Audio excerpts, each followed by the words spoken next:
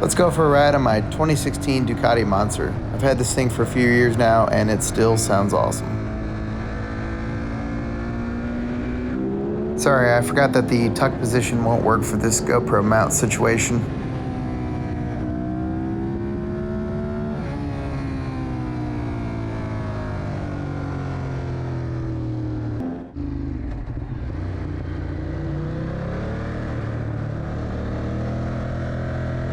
This bike makes about 110 horsepower, which is perfect for beginners like myself. It also has great brakes.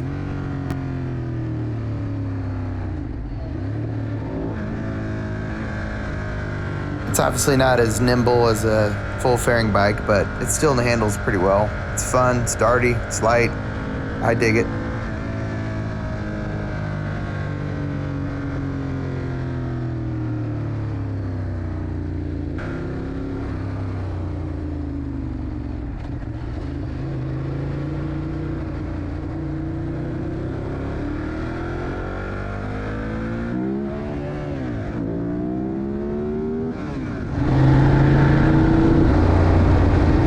The suspension setup handles the bumpy Atlanta roads nicely, which is a plus when you commute with it.